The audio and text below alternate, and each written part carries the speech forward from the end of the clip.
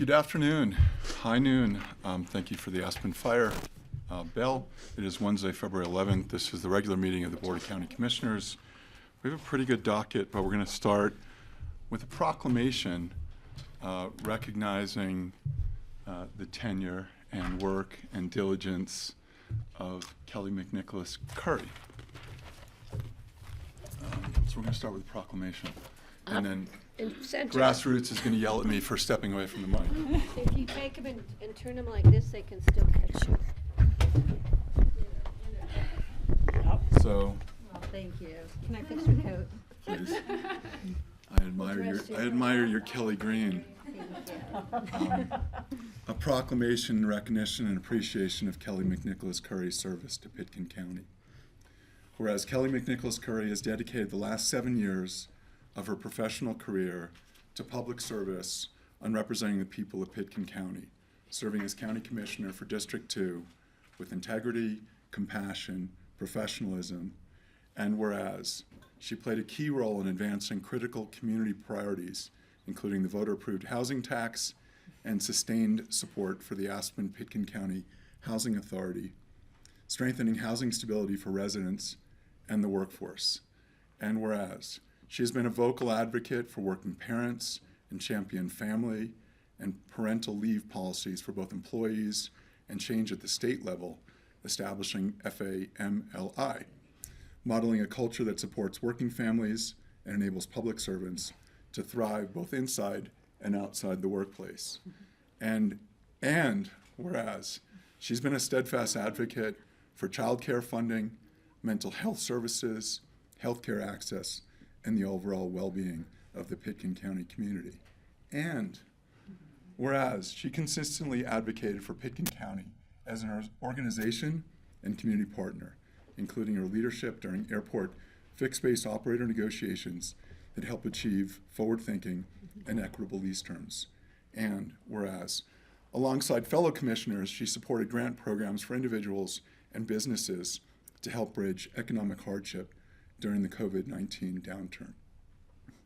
And whereas her commitment to conservation and water protection and her leadership supporting the designation of the Crystal River as wild and scenic, advancing both environmental stewardship and local water rights. And whereas she's brought warmth, humanity, and famously exceptional Christmas cookies to her service, reminding us that effective leadership is grounded not only in policy, but in people. Now, therefore, be it proclaimed that the Pitkin County Board of County Commissioners extends its deepest gratitude to Kelly McNicholas Curry for her exemplary service, principled leadership, and lasting contributions to Pitkin County, and wishes her every success as she begins her next chapter as the city manager of Montpelier, Vermont.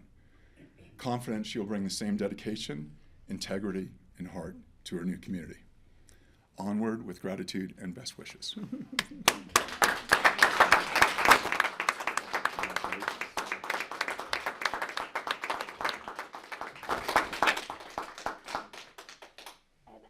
To say, I'll be the first, that Kelly and I, when she was first running unopposed and I was running opposed, she took me door to door and taught me new techniques on how to knock on doors and not run away quickly. And I don't remember if we brought cookies with us, but we might have. But she works hard. She's very diligent, well-spoken, articulate, well-written, and I think that Vermont is very lucky to have her. And she's promised us syrup. Or maple cream. Or maple cream. And I would like to add that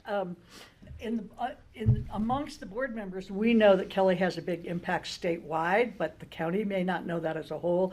She is a fierce advocate for people's rights across the state and has represented Pitkin County's point of view and encouraged us to choose certain points of view so that she could represent us in making life better for people all across Colorado. And that is significant from our tiny little county here. Thank you all. Right. No, I would add that Kelly's, I've walked in her shadows for the past year through CCAT, through CCI, CC4CA, And she has an outsized influence in each of those organizations and carried, again, I think Pitkin does punch above its weight in the state, and I think that's largely, a tribute to the efforts of Kelly and her work over the past 7 years. So thank you. Thank you. And drive safely. Thank you. Say a few words, I think. That you should. Well, this is so nice. On any bad day, I'm going to just look at this and get a little buoyed and think of you all. And I just want to really extend my thanks to my colleagues on the board. Some of these things are passion projects for me, but none of it would have gotten done without the support and collaboration with all of the board members and with former board members, Steve Child and George Newman, who I also adore and appreciate my time with. And, Pitkin County is my chapter here in Colorado. And, it's been the one place that I've worked the whole time I've lived in the Roaring Fork Valley. And it's been the most incredible organization to work with and work for and to lead and represent. And you all just embody the values of stewardship and open communication and collaboration and, bold forward thinking that this world needs. And you put people at the center of it. And I've been so proud to just be associated with all of you professionally and personally. And I'm carrying some really meaningful friendships that are going to, come with me to Vermont. My love affair with Aspen may be ending, but my love affair with many of you will continue. And I'm just so grateful for all this. And this is such a nice way to be regarded. So thank you. Thank you all.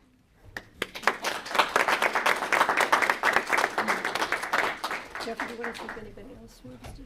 Would anyone like to make public comment regarding Kelly, regarding the proclamation? Cindy Hooven. Good to see Cindy, you. I'm so happy to see you. Wonderful to see you, Kelly. Just thriving, and I know I've already written to Kelly, so she's heard all this. I think Mount Peliar is going to be so lucky to have you. Just the right fit for them, and all the experience here that you have, and all the things that they need, and that this world needs. And thank you for all you've done for us. Thank you. I have a great picture of Cindy and Greg Poshman and I sitting at my kitchen table hashing up ways to strengthen growth management. And I do feel like it was like groundwork for some of the amazing improvements and updates to the code that we're going to see. So thanks, Cindy. Yeah. Be safe. Further comments, questions?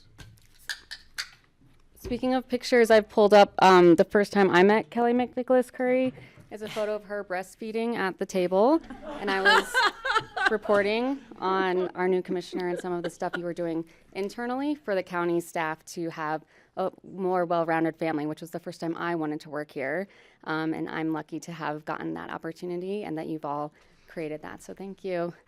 And that's a good photo as well. And Aloysius is 6.5 now.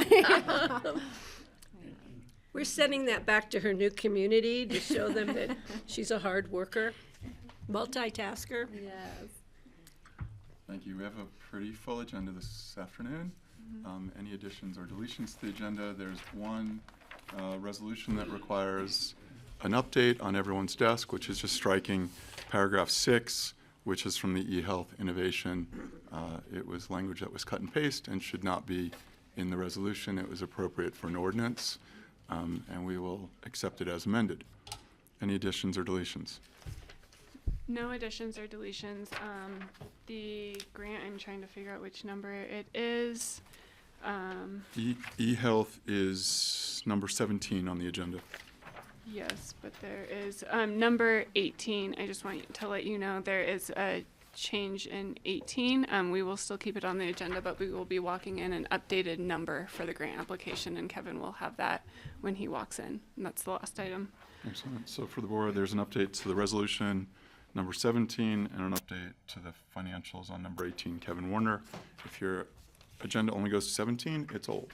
I don't have an agenda item 18 on even my new agenda. This came to us yesterday. But that was- We did republish it for the public. It's number 18. It is going to be, it is an emergency consideration for a DOLA grant as it relates to Phillips. Excellent. I can get that information to both of you hard copy before. Excellent. Public comment unrelated to the 18 items now on today's agenda.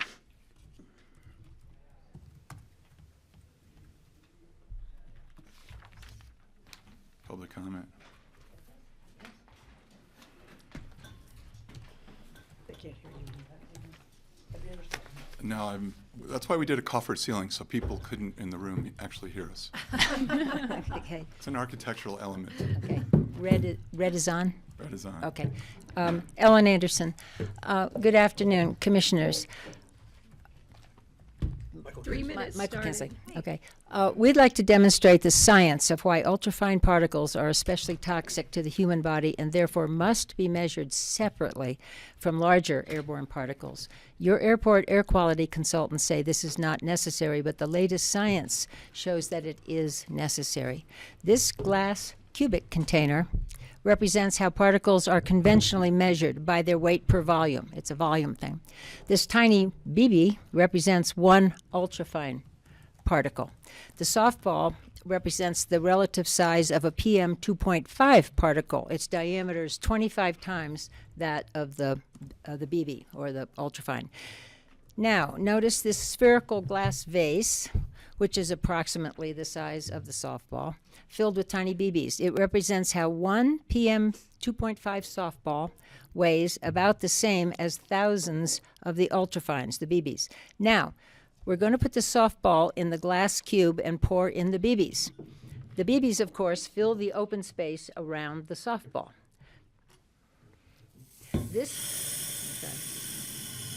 This mixture of softball and BBs demonstrates the way Picken County plans to measure particles per cubic meter of air, lumping the weight of the PM 2.5, the softball, and the tiny particles, the BBs, all together. But this method does not measure the true danger of the ultrafines. All these tiny BBs collectively have about 200 times the surface area of one softball. That's what matters for health. It means the BBs, the ultrafines, are subjecting your lungs to far more toxins. The bigger particles, the softball, can damage your lungs, for sure, but at least they stay in your lungs because they're so big. However, the ultrafines, the BBs, are so tiny they can travel directly from your lungs into your bloodstream and therefore lodge in every organ in your body. And jet engine exhaust ultrafines often come coated with metals and other carcinogens. This next step is important. We pour the softball and the BB mixture into this bottle, which represents your lungs. See, it says lungs. We'll hold it. We attach the lungs. Okay, then we attach the lungs to this bottle, which is your body. Okay, like that. We open a valve which represents the ability of the tiny ultrafine BBs to travel from your lungs into your blood and your entire body, while the PM 2.5, the softball, is too big to go beyond the lungs. Well done. Conclusion, the point. Ultrafines must be measured separately by count and size distribution, not just by total weight, to understand the true health threat to people who live, work, and ski near our airport. Burlingame, North 40, Truscott, Airport Business Center, Buttermilk, Lumberyard. Many other airports in the U.S. and Europe, Logan, for one, right now, as we speak, are measuring ultrafines. Commissioners, you well know that per the county home rule charter, you have the duty to protect the air and water. You must measure ultrafines as a part of protecting the air. This is deadly serious. Follow today's science. Thank you. Thank you. Thank you. Thanks, After all these years, that is the most entertaining you've ever been, Ellen. Thank you. Congratulations. Thank you. That's quite a compliment. Further public comments unrelated to today's agenda. Thank you. Commissioner comments unrelated to today's agenda.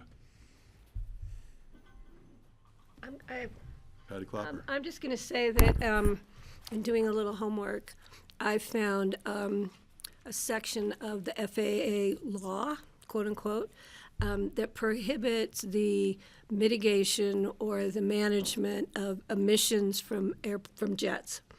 It's in the law, so I suggest that if anyone, members of the public, wish to address emissions from jets, that they need to address the law first to change that law so that those emissions can be addressed, mitigated, managed, whatever.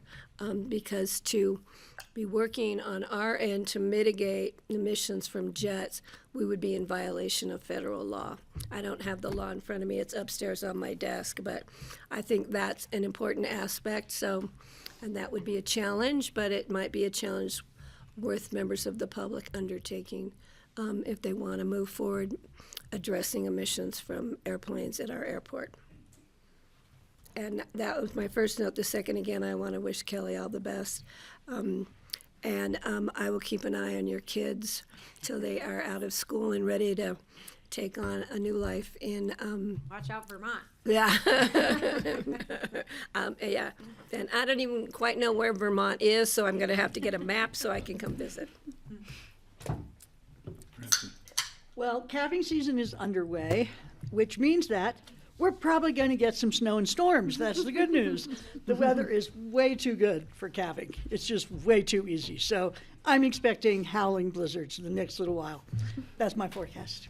And I can't wait to bring the grandbabies down to see the cows. Kelly Green, final commissioner comments. I want to thank everyone who applied to fill the vacancy that I'm creating by taking a different job and moving on. We have, I think, excellent applicants, and the community should feel proud that a number of people have stepped up to consider this role, to consider taking on the work for the remainder of the year, to consider running for election. I also do just want to give a shout out to the Clerk and Recorder's Office, which was the first place I landed here in the county, and I continue to just admire their work. And you know, they have a hard job sometimes being frontline staff, and the elections department is going to have a hard year with all the attacks on democracy that are happening in the country. I encourage everyone to consider being an election judge. You will see firsthand just how secure and transparent our elections are in Pitkin County, in Colorado, and in the U.S. And, you know, I just wish vigilance for everyone as we move into this election year. And I, you know, Godspeed to the folks who step up to run for elected office. It's been very rewarding, and for anyone who might consider it, I hope that they will find it rewarding as well. And best of luck to my colleagues on making that selection. You have a tough choice ahead of you, I think. So that's all. Thank you. Thank you. Kara or Rye? So we have 10 applicants that will appear here on February 17th for 4 hours of interviews. There'll be 2 groups of 5. And Kara's producing and working on difficult questions for each of the applicants to fill Kelly's seat. Consent items, the minutes of January 28th, regular meeting, we were all present. Looking to move forward on both the consent items, and then the appointment to the Citizen Board was strictly the APSHA appointments by this board in conjunction with the City of Aspen. I would like to, I'll make a motion, but I would like to just point out appointing the new board members, because there is a list, if you don't mind. Please. Because I really want to thank the people that step forward and apply for all of our citizen boards and commissions as volunteers. We couldn't do the work we do without your help, so thank you. So we are appointing Allison Guda for the regular senior, she's going to be new, on the Senior Services Council. We're very excited with the enthusiasm and passion she brings forward. Amos Anderson, a longtime local, who I've known since he was born, I think, is going to be a new member of our Board of Adjustment. Jacqueline Matthews will be the new alternate. She's taking over a term on the APSHA board. And Peter is at Grenny, is moving from the alternate position to the regular position on the APSHA board. So I want to thank those folks for coming forward. We appreciate it. And I'll make a motion to approve both items in the consent agenda. I'll second. I'm going to give Kelly the tie. Yeah. All those in favor? Aye. Aye. So we have individual consideration items, first reading, and these are set for public hearings on February 25th. First up is PACT. Oh, we forgot our hats. Oh, I'll bring them next No, time. I Oh, got you have them some? upstairs on my desk. I got a new one. Do you want to join Rally? I see you got the logo wear on. You're welcome to join. I have my support behind Okay. me in case I need it. Excellent. Lots of support, as we can see. But Raleigh Backrack, the PACT administrator with the Public Health Department, here for a cost-sharing MOU that would be between Picken County, City of Aspen, and Town of Snowmass Village for the PACT program. Specifically, this MOU outlines local contributions per each jurisdiction for PACT expenses that would not otherwise be covered by our grants.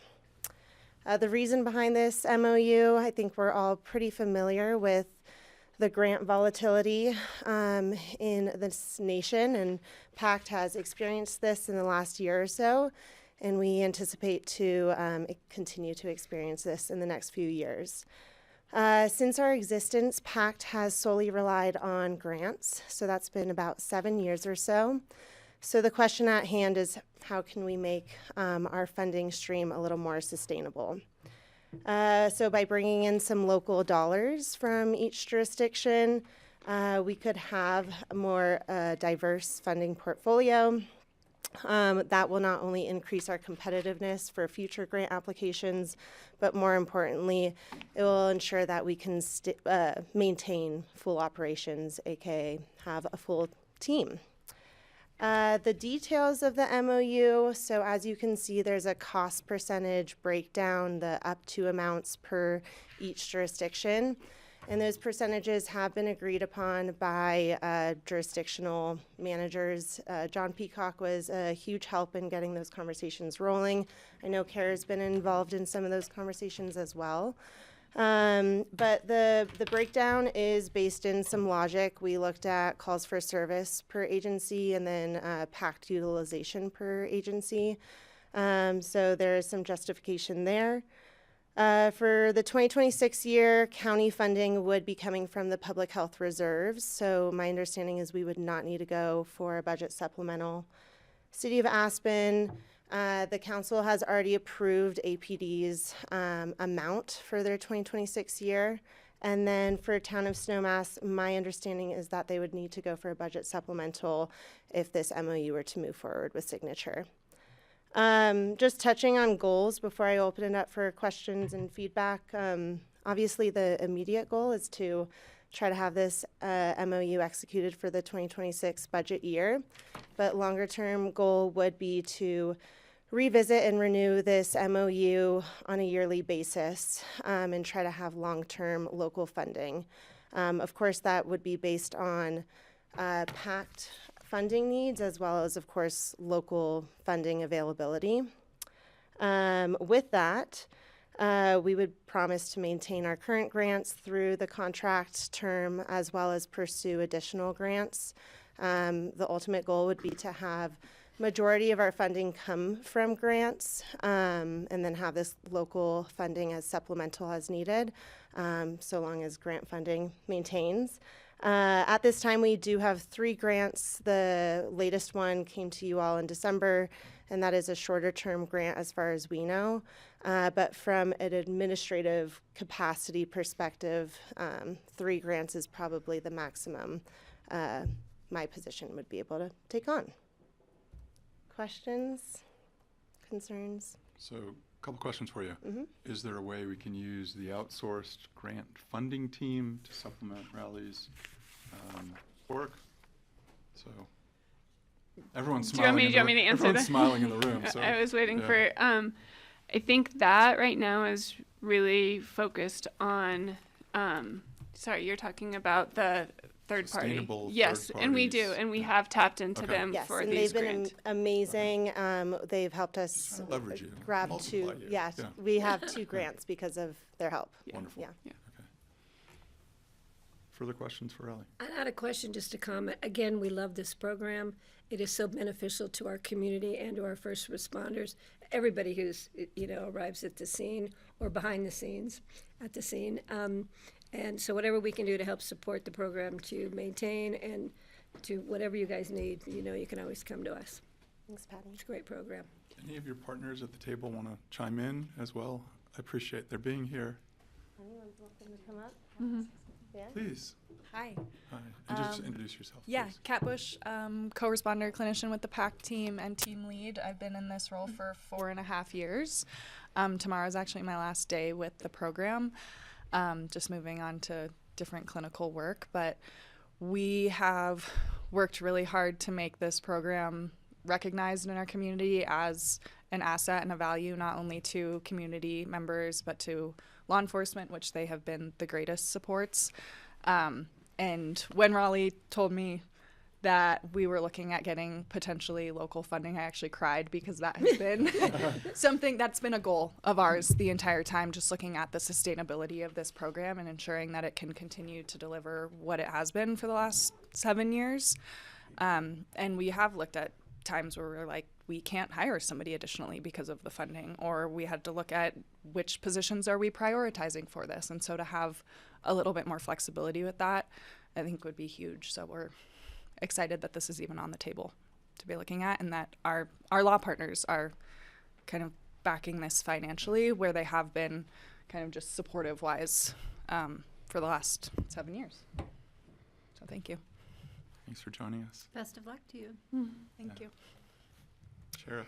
I'd like to just kind of dovetail and add that PACT is so important to this community, co-responders. They're not always co-responders in time. I just told this story at another going away party for Kat next door, and I was a not young, but Aspen cop, and you'll get the gist of it. This man in severe pain down below Clark's Market, kidney stones.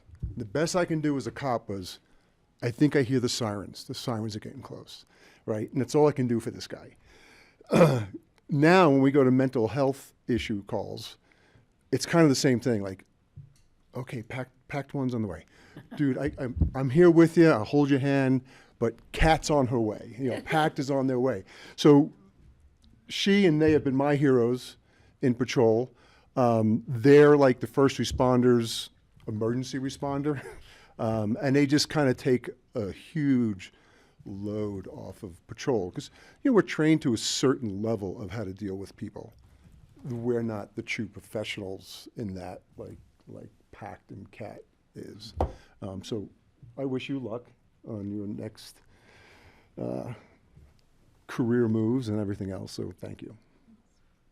Thanks, Michael. Thank you all. It's as we've approached 2026, it's been interesting to hear the pressure we've had at the commissioner table around human services and health services. So we just drafted a letter to our congressmen and senators describing the impact of the loss of federal funding. And so we're feeling your pain at the board table. And so thank you for Pitkin bringing people together. So it's neighbors helping neighbors, I think, was the slogan at the IMT. So yes, it was. I will not forget that. So Kara. I think one piece I would just add is credit to the PAC program and what you all have created. I just want you all to know that my peer in Winter Park, you might know of him, was one of the first things I think when he's landed, reached out and wanted to look at how to bring PACT into other communities because of how impactful and critical it is. Yeah. So, and credit to what you all have stood up and sustained as a solid model. Further. Thank you again to Snowmass and to Aspen. Francie. Yeah, please. I would say on the radio this morning on my way in, it was, I think it was 1A, and they were interviewing pastors who are in protest to the actions of ICE throughout the country, and about how clergy from all over the country have been getting together to do large protests of clergy, and of the Archbishop, maybe he's just called the Bishop of the Episcopal Church, spoke about neighbor to neighbor and taking care of your neighbor. And it was very moving listening to these people speak about how some of the religious people who are speaking out today are not promoting neighbor to neighbor and taking care of each other and welcoming people into their community. And it just made me think of you guys when I heard it and what you guys do to make people feel comfortable and welcomed and okay. So thank you for what you do. Thank you. Do I have a I'd motion? like to move to Oh, approve on thank you. first reading and set for public hearing on February 25th, a resolution approving a memorandum of understanding between Picken County, City of Aspen, Town of Snowmass Village to share the cost of the Picken area co-responder team's expenses not otherwise covered by external grant funding. I'll second. Yeah. Kelly and Patricia, thank you. Any further comments, questions, deliberations? All those in favor? Aye. Thanks again, thank you Thank you. very Thank you much. so much. Appreciate it. Thank you. Good to see you. The next two require Mr. Holsinger.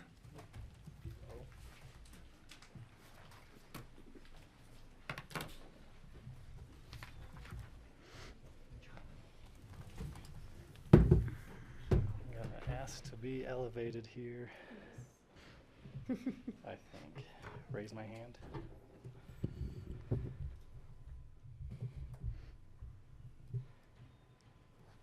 Okay. Which one is first here? Which one would you like to hear first? We would like to hear the Commissioner encroachment Woodward? license for the tune of $100, please. Gotcha. Yeah. I will share. I want to say paradise, but that's later, and that's Drew. That's later. Yeah. You'll see this property again. So it's all related. But my name is Paul Holsinger. I'm the Agriculture and Conservation Easement Manager for Pitkin County Open Space and Trails. This item, the encroachment license with the Roaring Fork Transportation Authority, has to do with a electric line that was put about 4 feet inside of the RAFTA right-of-way, which is this kind of yellow strip that goes through We're on several that one? properties. I'll orient you Ron. here. Whoa! We skipped one. We're Oh, on- sorry, we switched Carvelli. Yeah. So you have to just go down a little bit further in the packet. Carvelli was above the encroachment license. Okay, Apologies, Paul. I can switch up. We That's could, how it is on our agenda. You We got would it. like to hear I'm Carvelli like, first. wait a minute, I'm like, okay, going back to Carvelli. he was testing us, and we passed. I just gave you the It's a option. choice. I was Yeah. like, I want to hear the $100 encroachment. You'll just have to wait, I guess. Okay, switching gears.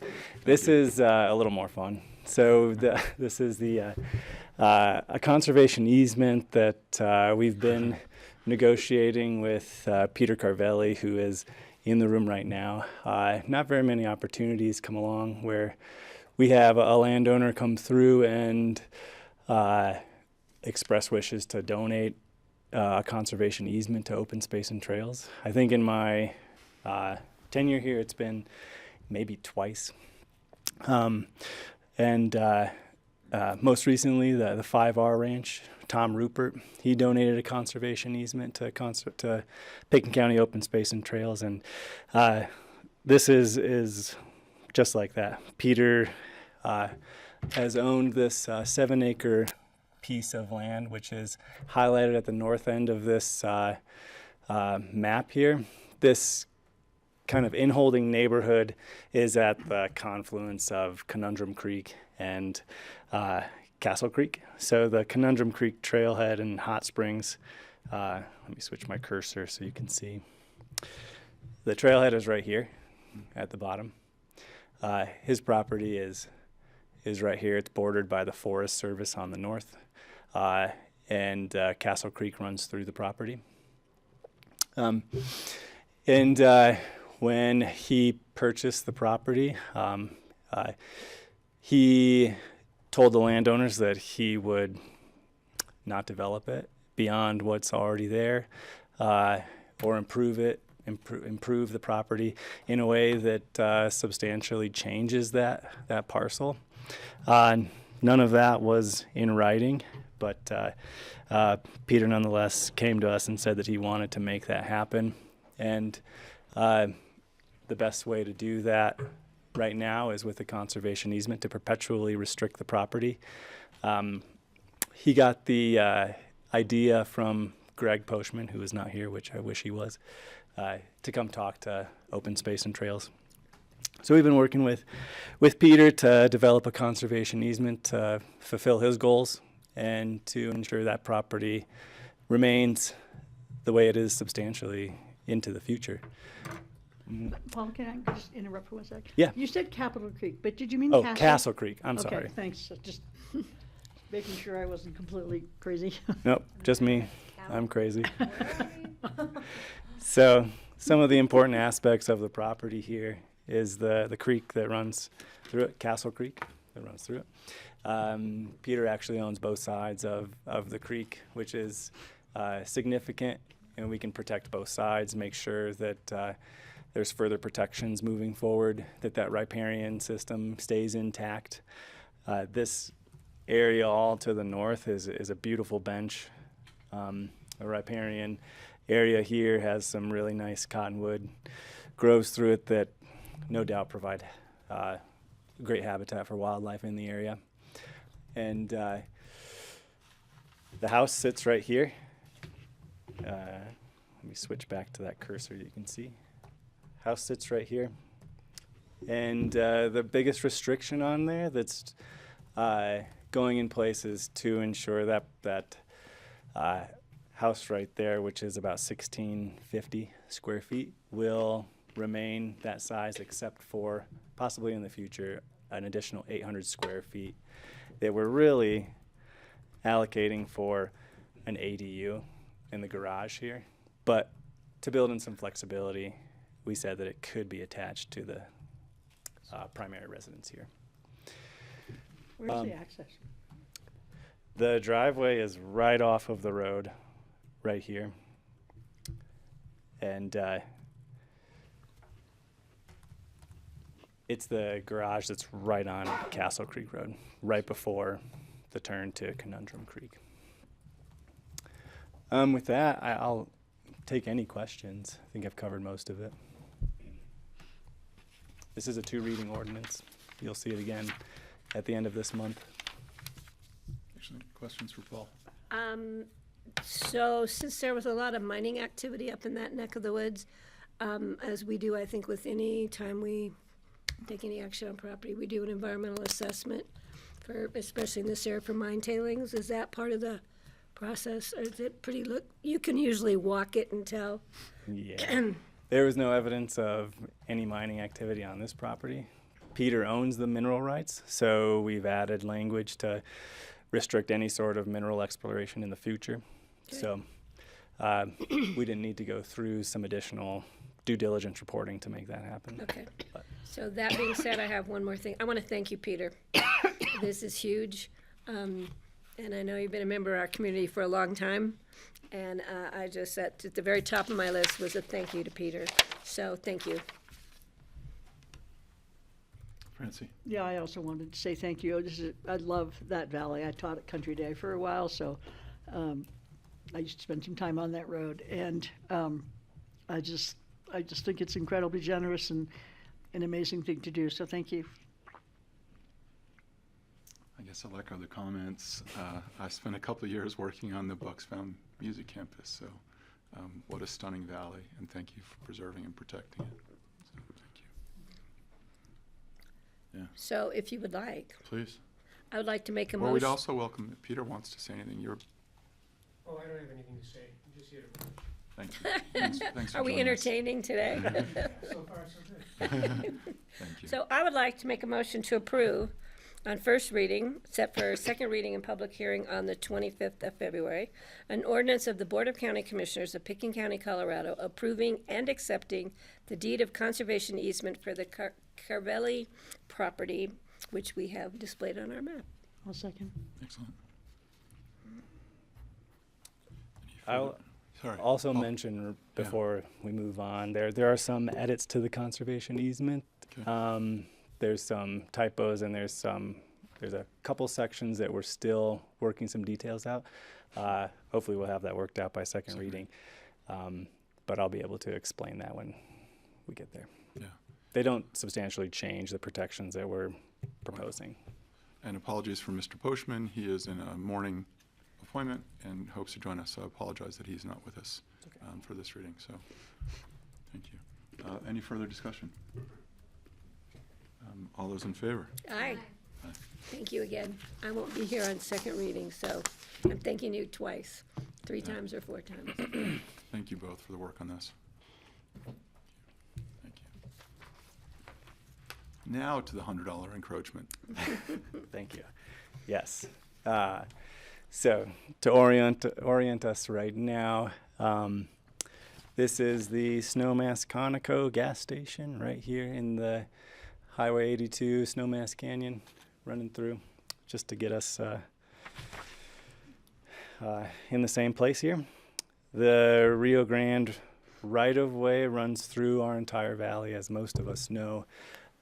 It's owned by RAFTA, Roaring Fork Transportation Authority, from Glenwood all the way to Woody Creek. From Woody Creek, Pitkin County actually owns it, well, a significant amount of it. And it houses or encompasses the Rio Grande Trail. So we work pretty closely with RAFTA in this.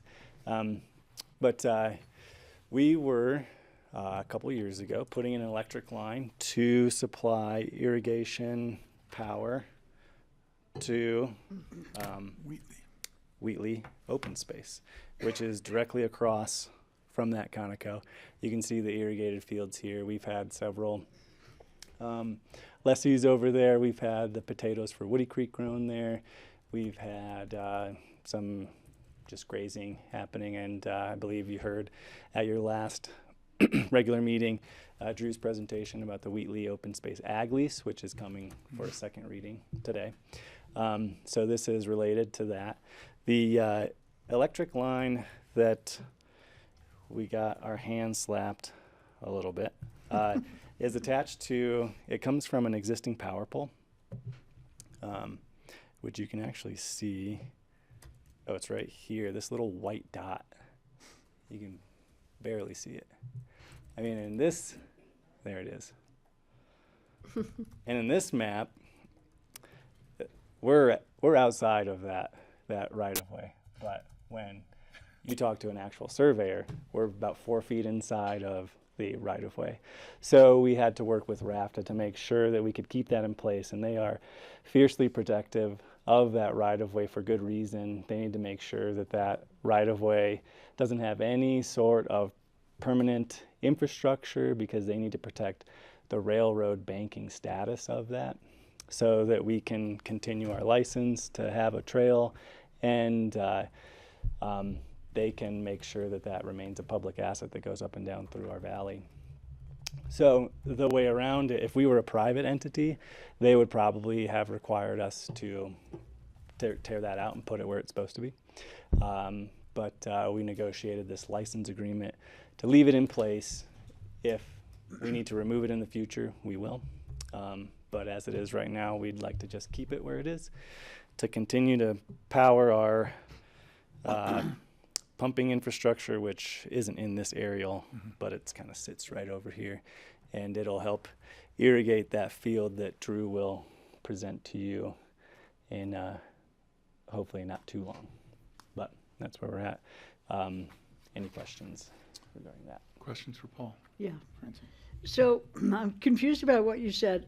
A surveyor would say it's inside the property, but RAFTA says it's outside? No. I apologize. When you look at this map, the GIS map that I have up right now, the line would be outside of the RAFTA right-of-way. But when you have a survey on the ground, Oh, I see. it Okay. is. So the map is off a little bit. All I was doing was illustrating how close we were. Yeah, right. That's all. Thank you. So why not move the pedestal and the power line, call up Holy Cross, and call it a day? It would cost unnecessarily, unnecessary costs, when we could just continue to leave it in place and just pay $100. It seemed like the right choice. We did offer. We got into an issue where we had to go through another process to get back into the right-of-way to take things out, and we felt like maybe we just do one process, getting a license, and moving on. Shortest path. Yeah. Yeah. Further questions for Paul? Thanks to RAFTA for partnering with us. again. Motion for Paul. I'll move to approve the ordinance approving an encroachment license. Seems like that should be longer. Excellent. Francie, thank you. Further commissioner discussion? And this will be set for public hearing on February 25th, and we'll see the cleaned up versions in the packets at that time. I'll second that too. Excellent. Further commissioner comments or discussion? Thanks, Paul. All those in favor? Paul, thank you. Aye. Aye. Thank you, guys. Thank you. Unanimity at the board table. And thank you for being the messenger with my gifts to the. Thank you. So from above ground to underground, Mr. Pettit. I have a request that we don't let Mr. Pettit speak unless he stays employed by Pickens County till after I leave. We don't know when that's going to be, though, do we? Thought we had a deal there. Thank you. I'm Brian Pettit. I'm the Public Works Director. This should be an easy one. We, based on the redevelopment at the landfill and the construction of a retention pond and a service road that needed to service the retention pond, we had to move a service line, a Holy Cross service line, about 100 yards of the service line. So it was outside Holy Cross's easement. That organization requires an underground easement for that move. So this is just what Holy Cross requires. The move has already been made, and this just establishes an easement so that they can service their utility. Excellent. Questions for Brian regarding? Thank you for taking care of the details like this. Yes. Yeah. I think we're going straight for a motion. I'll make the motion. Perfect. To approve ordinance of the Board of County Commissioners granting an underground right-of-way easement to Holy Cross Energy. I'll second. Second. And set for public hearing on the 25th. And thank you for that. Thank you for all the work in the landfill. It looks stunning so far. Yes. So incredible amount of earth moving, and really impressed with the updates. So Great. Thank you. Yeah. We're looking forward to this year. yeah, no, thanks for all the work. All those in favor? Aye. Aye. Did I tell you that ChargePoint paid me back the $226? Outstanding. Yeah. Good for them. However, I think a sign would be really helpful that says, after a certain amount of time, you're going to be charged $1 a minute. I think that would really help. I've heard other people talk about this too, so. Okay. Thanks. Thank you. And windshield wiper fluid. Oh, jeez. You do need that. I'm telling you, if you get charging an Eagle, they've got windshield wiper fluid. Well, then charge At your the car to Wendy's? Eagle. Yeah, at the Wendy's. Yeah. Hello. Welcome. Hi. Do we have folks joining you online? I don't think so, but we can check. Started out really hot. All right. Hello, Board of County Commissioners. Liz Woods, Finance Director, Treasurer, and Public Trustee, here with two separate single read resolutions. Just to let you know, the title on the agenda is slightly different than the title on the actual resolution, so please use the title on the resolution when you're approving it. Slightly longer. Yes, it's slightly longer. Thank you. So the first resolution we have is for the airport. This is putting into place, similar to what we did for the dispatch COPs back in December. We are putting into place a resolution to allow ourselves to reimburse for any expenses that happen before we issue the bonds. So this just kind of covers our bases. It covers us from this point forward, plus back 60 days. This only is for construction costs. Everything that is like considered soft costs would be already covered just through the way that the bonds work. So this is only for construction costs. It says both taxable and tax exempt. I'm not sure if that's an issue to anybody, but basically we're just, again, kind of covering our bases in case of whatever happens with actual financing. So we are expecting both of these sets of bonds to be tax exempt, but again, we're just kind of covering ourselves. So any questions on this one? This is for the airport, the first one. A couple. Yes, please. Kutek Rock has a signature page. Do we need a notary for the 2 signature pages that are in the packet? Pages 69 and 76. Pulling that up. And I can hand them to you as well. It's really just, Yeah, while if we you- have everyone here, I just want to make sure if we need a notary and we need these back to you, these were in the packet from Kutek Rock. Do you need a notary? Do you need them back to us? And then I'm assuming both 7 and 8, we should read from the resolutions, not from the agenda. Correct. Both, okay. That one for sure, correct. Thank you. We did not do this. Rye, do you have an opinion on this?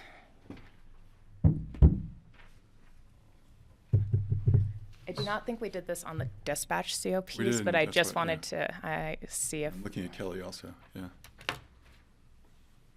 And we're happy to provide it, but I just want to make sure that we yeah, thank you. notarize it today if you need them today. It looked like half a notary. Yeah, this isn't. I don't think it needs a notary because it's not a notary block, although I do see one could be led to believe it is. So I think we just need to fill it in and make sure we have the correct board members present. Obviously, we have an absentee today. Yeah. Is today the second reading? Yes. It's the first reading and it's a 1 reading resolution. Oh, okay. Yes. Would So you- no notary. Fill it out accordingly. Okay. So we should get Kelly's signature before. It's just, I think it's I just, don't think it's a signature I requirement. think it's just we can check those off and. so we went through the process. Yep. Okay. I have email through Monday. I think we're good there. So, Good, I have a lot of stuff I'm thank gonna you for send. checking.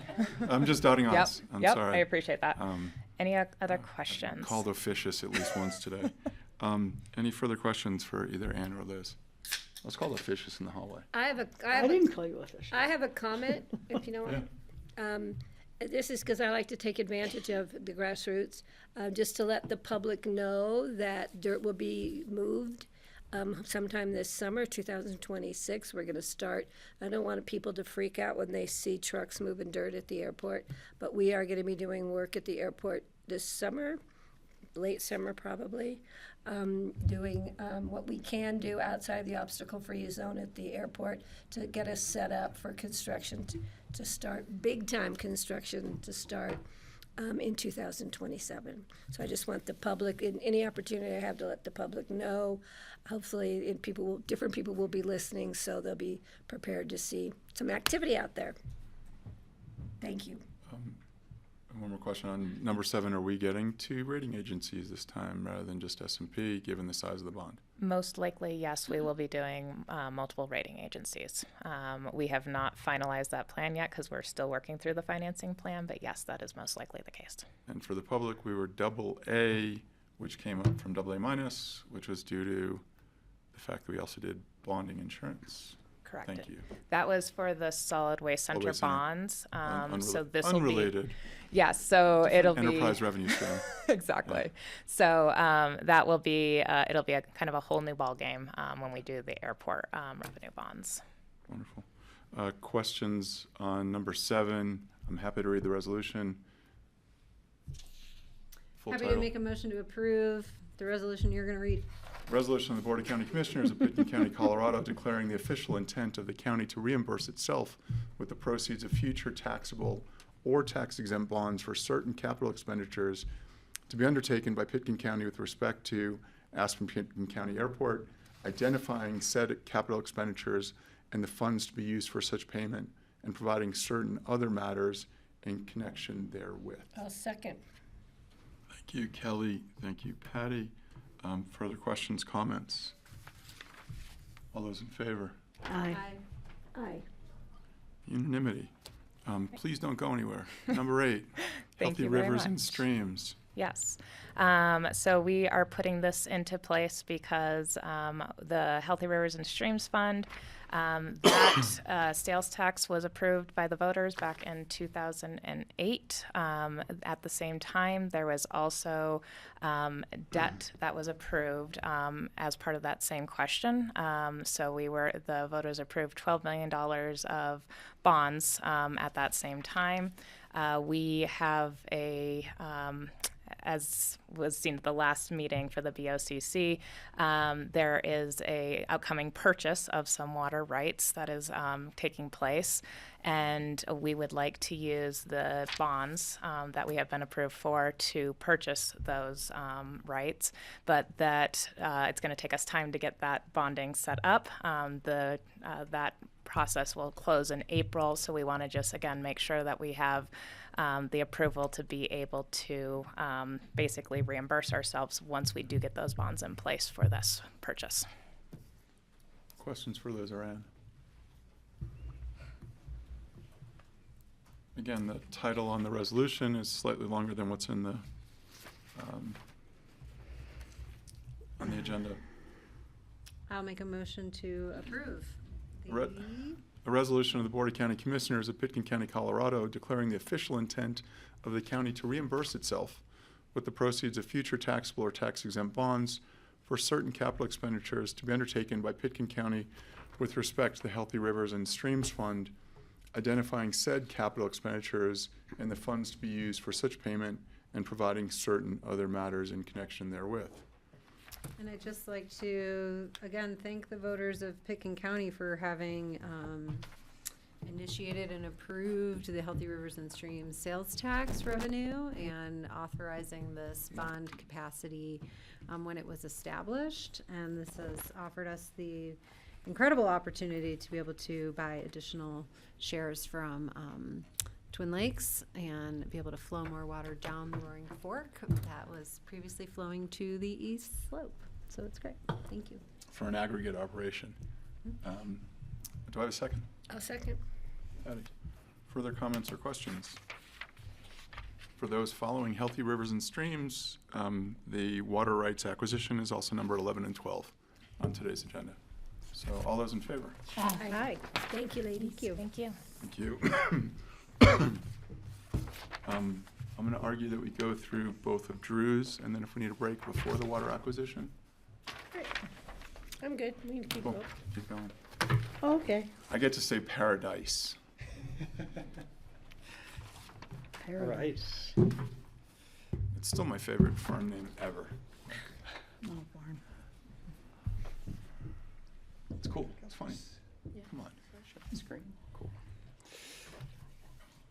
I still like the farm name. Not this one, I love it. Drew, great to see you. Yeah, great Go to see you all Rams. too. Go Rams. Yeah, Drew Alters with Pitkin County Open Space Agriculture Specialist. We're going to miss you, Kelly. Thanks for all your public service. Oh, thank you. It's nice of you to say. So if you all want, we can start off with Coke ovens. So this is second reading. I kind of went over a little bit more in depth during first reading. I thought I'd pull up a map to help us kind of go through any further questions or anything else like that for this agricultural lease. As just kind of a reminder, this agriculture lease, this is a lease extension. It went through an RFP a couple years ago, and this is a lease extension which we're permitted to do per our policy. So quick question for you. Any management changes on the ongoing lease? We talked a little bit about sort of man camp / the less than salubrious neighborhood on the south end of the parcel. Any cleanup expected from the leasee? Yeah, we're going to continue working on that. It's, similar to the property, it's been better, Right. but we're still not where we want to be with that. When I first started working for Open Space about 4 years ago, there was a lot more junk on the property. It was just kind of like a hoarder's spot for a long time. So it has improved, but there's definitely still some work. Josh did a good job last year of moving a lot of the trailers into more designated parking areas, and we're going to try to continue to do that. This upcoming year is going to be it's going to be a bit of a juggling act because we do have quite a bit of bridge staging that's going to be located right behind the coke oven. So we're going to be juggling some other things. So it might not be. It's going to be a mess, is what you're saying. It might be a little bit necessary. My question was really directed at, it's such a beautiful entrance to, the South Bridge and a beautiful entrance to Redstone. Right. That, we love Pitkin to be exemplary in terms of the way it shows off Redstone. Absolutely. We would too. Yeah. And we'll keep we'll keep working on it. For sure. That is sort of, always the thing that we're working on that property. The pasture management, that's what I've been real impressed with over the last few years. Thank you. Further questions or comments regarding Paradise? No. I guess one quick follow-up from last week, or the first reading, is Ryan and I went over the lease. I know there was a question from Francie as far as outfitting. We did add some language into that lease just to kind of clarify. And I don't think we had any other changes on that. Not anything substantive. The only other thing we did is we added the individual as well as the entity to the lease, which has become our standard practice with our ag leases. So other than that, it looks good to go, I think. Thanks for taking care of this, Drew, the hunting thing, but also just the land and your efforts to improve. I really appreciate it. Yeah, of course. Yeah, thanks, Francie. This is a public hearing and a second reading. We're looking in the workplace if there's anyone online that wishes to make comments regarding Paradise. I won't say it again, I promise. Closing public comment and coming back to the board.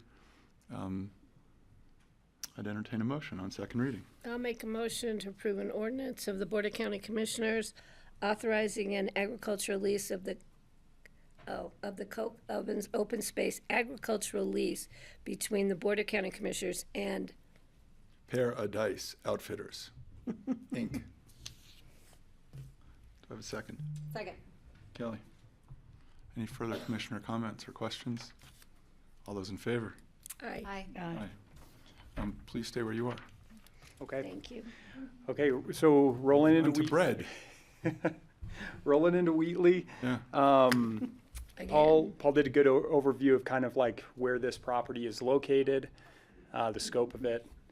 He didn't throw me under the bus, although that electrical issue, that was really my mistake. He helped clean it up. I was a little off.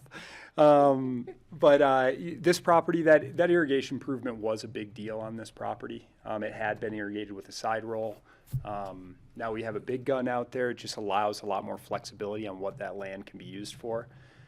Generally, the property is pretty rocky, so it could use some soil improvements. And really, we looked at it, kind of all those different land uses and crops being grown, throughout the proposal to really see what is going to help this land over time. So this went through a RFP process in the fall. We had great applicants for it. All of those applicants, I think, could be great leaseholders for open space and trails. We ultimately decided, based on scoring through the applications, through the interviews, to move forward with Roaring Fork Mill as our recommendation. Really liked their production plan as far as rolling into kind of a slow production on the property while maintaining the alfalfa field. That's, generally they're not trying to bite off too much in the first few years, which I appreciate because that can be, seeing how land responds, especially degraded property like this, you could have a big weed problem pop up. So it's good they're kind of, piecemealing it together. And yeah, so that is sort of, I'm happy to answer any questions On this lease, I kind of went a little bit more in depth on the first read. First read. Francie. As I said last time, I love this application. I think grain is a really good way to start reconstituting the land. And I thoroughly approve of this. I think it's really great. Good choice. Awesome. Thanks, Francie. And Drew, what was the answer on the trailhead to the northwest part of the property? Is it a trailhead or is it just me ghetto switchback? I don't think it's anything formal. Yeah. So there is certainly It's like that draw. It's a draw. There is Yeah. a trail that goes up there. Yeah. Do y'all remember? I don't want to get too off topic. Do Um, y'all remember when I'm there? there. Y'all remember when there were some rogue sheep on Lower River Road a couple years ago? Funny. There was some domestic sheep that got out. I chased them one time I was out there. I tried to wrangle them and I chased them up that draw. And there is a trail. The draw's beautiful. Are they still there? No, they eventually they wound up kind of. You can see my cursor. Yeah. They wound up bunking up with. There were like some like small sheep that were in Funny. this little pen, and they bunked up with those sheep, and that's how they eventually got caught. They bunked up with the sheep. Thank you for the enjoyable digression. I brought us there, but thank you. There's a lot of different users that use that trail. Yes, absolutely. So this is a public hearing and second reading, opening it up to the workplace for public comment. In the room, seeing no public comment, I'm closing it and bring it back to the board. Any further questions, comments for Drew regarding wheat on Wheatley? I'll make a motion. Yeah. Make a motion to approve an ordinance authorizing an agricultural lease of the Wheatley Open Space Agricultural Lease between the Board of County Commissioners and the Roaring Fork Mill. Excellent. First by Francie, I'll second. second by Kelly. Any And further? wish them great success. Yeah, no kidding. Yeah. No, it's a stunning spot right off the Rio Grande, so I'm looking gonna forward miss to the success potato there. blossoms, though. I'll buy their flour. Yeah, thank you. You got a couple clients on the board, so thank you. All those in favor? Aye. Drew, thank you so much for both presentations. Drew. All right, thank you all. So next up, we have half of the water team or a quarter of the water team here. So we will take a 5-minute break as we look for legal assistance. Grassroots, we're on a 5.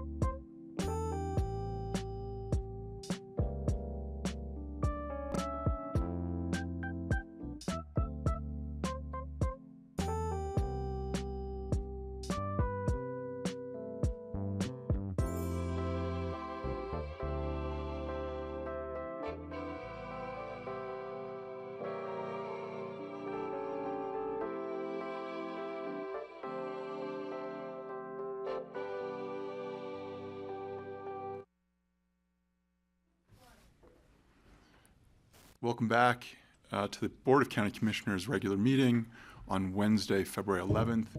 It's 1:18 in the room. We're on agenda item number 11. What is the reference? Come on, give me the movie reference, someone. Our amps go to 11? Spinal Tap. Oh, Spinal Tap. What is We're on number funny? 11. You guys, your cultural references need I know some the work. reference. So Yeah. I can understand why everyone in the room didn't quite get it. So glad to laugh with you and smile with you, and we're on a really happy subject, which is water. Anne Marie McPhee and Connie Baker both join us regarding how we're going to pay for the water we just left in the Roaring Fork and brought back to the Roaring Fork. So thank you. And this is a second reading. So the first resolution in front of you is the budget resolution, which appropriates $6,835,000 in the Healthy Rivers and Streams Fund. And that includes the acquisition of the water rights, the commission, and potential transaction costs. And it is necessary to appropriate the funds before entering into a contract by Colorado state statute. So that's why we're doing the budget resolution at this time. Oh, okay. Excellent. And for the public that just tuned in and had to hear my horrible Spinal Tap joke, this is approving the acquisition of 60 shares of Twin Lakes Reservoir and Canal Company and 34 shares of the Fountain Mutual Irrigation Company. Questions or comments? Please. I just have a little point of clarification.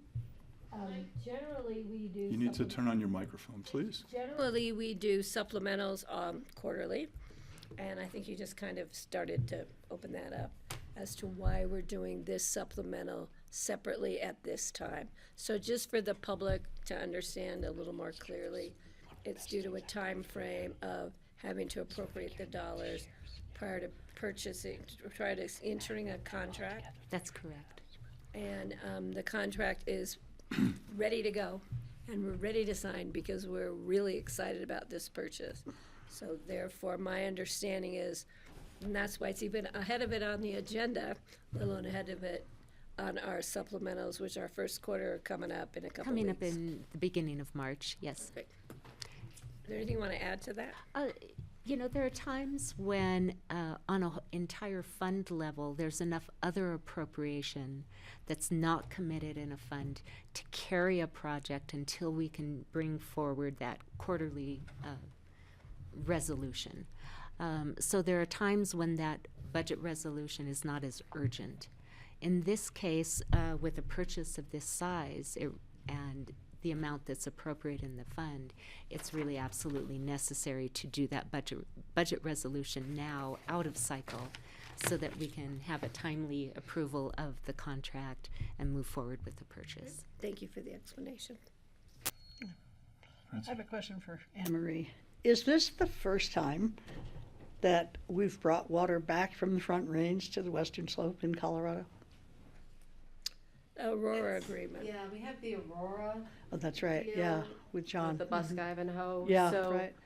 yeah, the county's getting creative in Yeah. finding ways to keep the water over on this That's side. But this is the first outright purchase that we've done of Twin Lake shares. And the whole western slope, not just Picken, right? I believe so. I think so too. Mm-hmm. Patricia. And I think this kind of overlaps into the next item on our agenda too. I think what's really important for the public to know is that they're going to notice this. It's going to be enough water that people will be able to tell that there's more water in the river. And I have a question though as to, maybe I can ask it now or the next one. I'm going to ask it now. The timing, will we be seeing any water this year? Hopefully we will. We're going to work with the Twin Lakes company, their team, the operations team on that. Twin Lakes does have some projects they're going to be doing up at Grizzly as well this year. So it's going to be a interesting year just with all of it. So we will be talking with them starting, I think, in April after we close. We'll begin the conversation with them on that. No, she's going to move you Oh, closer sorry. to the mic. It's okay if I have to. So, Please. we'll be beginning the conversation on that, but hopefully, yes, we should be seeing something this year. But That'd be great. it might be a little If we have funky. water to put anywhere this year. Yeah, this is year to need it. A weird coincidence that this record low water year is a year they're going to do more construction up at Grizzly, so that they won't be holding back as much water as they would in another year. So the river won't look as parched as it would without that construction. So we may not notice the difference that these shares give us. It's not like the river's going to be roaring along with these extra shares, but they're important for sure. But don't expect the good river to point. come roaring through because we're releasing some Yeah, we're gonna shares. get all that rain here in the next 24 hours. Yeah, or this something. incredible forecast we've had. It's, Yeah, but because of that project, this year in particular, it's going to be There's a lot different. going on. There's a lot going on. Thank you. Any budget questions before we move on to the next, which is actually the purchase or acquisition? So this is a second reading and public hearing. We're going to the workplace to see if anyone is online and has public comment. Back into the room. The board wishes to thank Healthy Rivers and Streams, Lisa Tasker, Lisa McDonald, Anne Marie McPhee, Richard Neely III. And again, really thank you to the board, Healthy Rivers and Streams, for all their work. And then the water team, I think also needs to be thanked, whether it's at this resolution or the next, but all of the work that the county's done to bring water back to the Western Slope. So thank you all for your efforts. And Kelly and Francie for last year have been serving as the water emissaries at the board. We all have outside duties, and so they've been meeting every Wednesday. every other, but now it's just once a month right now. So really looking at both the portfolio and the water assets that county has, but also informing this larger conversation about the acquisition. So thank you both. Thank you. I'll make a motion. Did you open the public? We opened and Yeah, closed. he We did. looked at the workplace, and the workplace is quiet. It's my word for the Zoom. All right, I'll make a Francie. motion to approve the resolution providing supplemental appropriations to the 2026 budget and amending the 2026 budget for water rights acquisition. Second. Second. And so I've got further discussion, but I've got Lisa at the table, so I think you're here for the next one. Wonderful. Man, prompt, cool. Further board discussion, debate, dialogue regarding the funding of the water acquisition. All those in favor? Aye. Aye. Thank you so much. Please don't go anywhere. Oh, no, you can. Thanks. Thank you, Connie. Thanks, Connie. Thank you. And Marie, you've got two more. I do. It's a big day. That's awesome. So item number 12, wow, switching financial seats. Welcome back, Ann. Liz, sorry. The table's yours. All right, so this item on the agenda is the actual consideration of the contract to purchase the shares of both the Twin Lakes Reservoir and Irrigation Company, or Reservoir and Canal Company, and the Fountain Mutual Irrigation Company shares. It's a package deal. We'd be buying 60 shares in Twin Lakes and 34 shares in the Fountain Mutual Irrigation Company. We have agreed on the terms of the contract with the seller, Castle Concrete, and their parent company. And the sale is scheduled to close right now for April 2nd, 2026. We just did the budget amendment for those purchase funds. As we've discussed previously, currently the Twin Lakes shares are committed to a substitute water supply plan, but they will be released at the end of March, which will enable us to then move ahead with this purchase. We are working with the Twin Lakes company, their attorney, and their operations team on the details of how the releases will happen to occur on the Western Slope. We are also have our water broker looking for potential users down near DeBeck where the water can be diverted and placed to beneficial use. So we're in that process as well. With respect to the Fountain Mutual, we are also exploring options for what to do with the Fountain Mutual shares. be it trade for additional Twin Lakes shares or sell to offset the costs. There is interest. We've already generated some interest on the eastern slope. This acquisition has made the news over there, so people know about it. The funding will be coming from ultimately be coming from the Healthy Rivers and Streams Fund.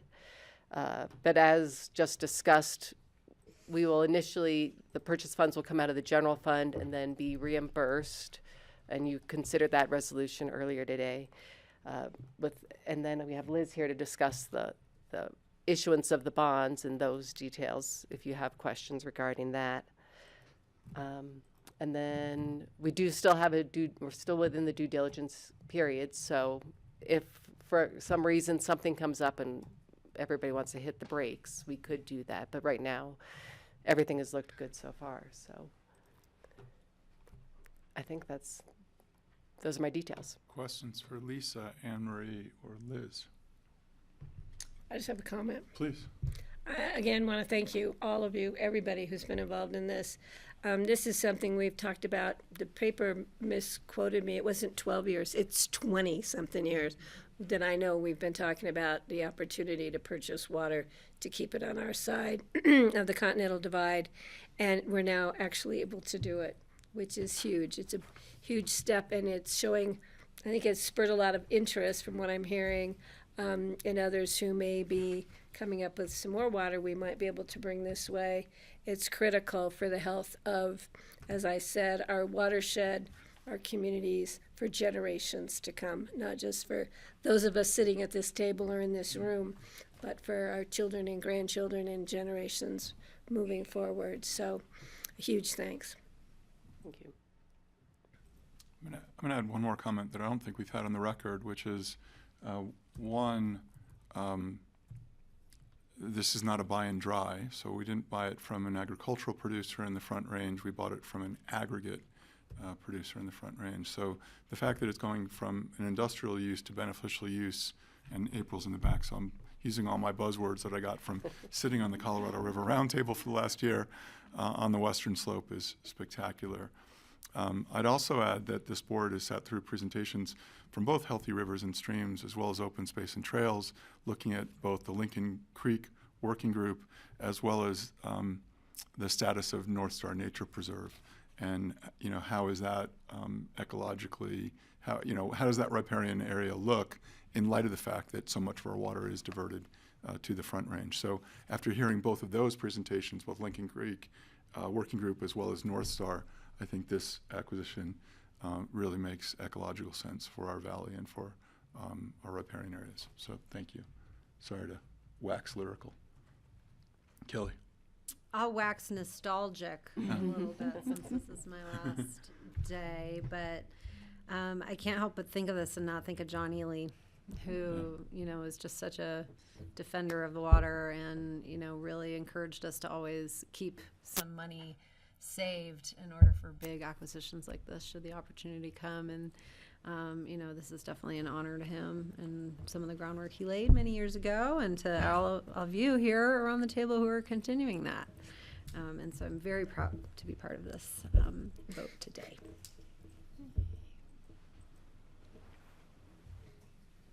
Further, does anyone? It's the second time John Ely's come up today, and all with good stories. So thank you.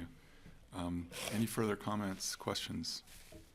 I Lisa, do. please. I have a comment from our chair of the Yeah. Healthy Rivers and Streams Board. She is traveling today, otherwise she would have been able to pop on, but she did want me to read a little blurb from her. So her name is Kirsten Neff, too. Sorry, I meant to say that. We need to look no further than this season's dismal snowpack to understand the urgency of the threats, especially climate change, to the Roaring Fork River. We are seeing shortened spring runoffs and higher summer temperatures in the valley that are threatening our river's ecosystem, our way of life, and the health of our community. The Healthy Rivers Board recognized the value of this remarkable opportunity to secure more water for the Roaring Fork, flowing from its very headwaters at times of its greatest need. I want to reaffirm today the board's support for this landmark purchase of water rights for the benefit of the Roaring Fork River and the communities through which it flows. Thank you, Kristen. Yeah. Thank you. Thank you. Thank you, Lisa, and Yep. the board chair. It's nice to have that support. Yep. Further questions or comments?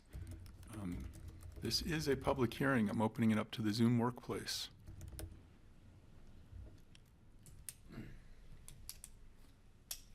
Or anyone in the room? This is for an acquisition of 26 acre-feet of Fountain Mutual and 45 acre-feet from Grizzly is what we will produce. Any further discussions? I'll make a motion. Please. This is 13, right? Nope. No, that would 12. be Ordinance that of would the be Board of County 136 Commissioners square feet. Authorizing the acquisition of shares in the Twin Lakes Reservoir and Canal Company and Fountain Mutual Irrigation Company. Excellent. Francie. I'll second. Excellent. Kelly. Any further discussion? Seeing none. All those in favor? Aye. Aye. Okay, let's go. So from acre feet to square feet, we are moving. We are moving to the big real estate transaction of the day, 136 square feet at the Aspen Sardi Field. That is right. All right, so this next item on the agenda is regarding the lease for a guest services booth at the Picken County Airport Terminal. Sorry. ACRA has been operating the booth at the airport for years. The prior lease expired, but due to changes in different offices.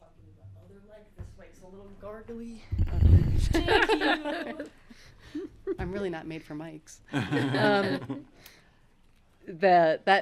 That lease expired, so this is a replacement lease. So there's one point of interest that this is actually effective back in 2024, but it renews every year automatically unless terminated.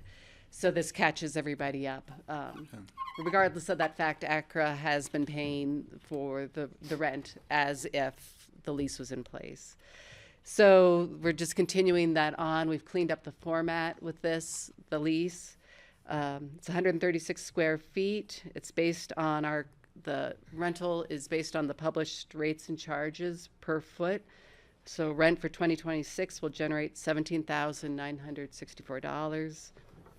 The lease does recognize that with the upcoming work at the airport, there may need to be changes to the space, and that the parties will work together to, on relocation or changes to the rent or whatever needs to happen, but we'll work in good faith to resolve those and move forward. They've been a great partner.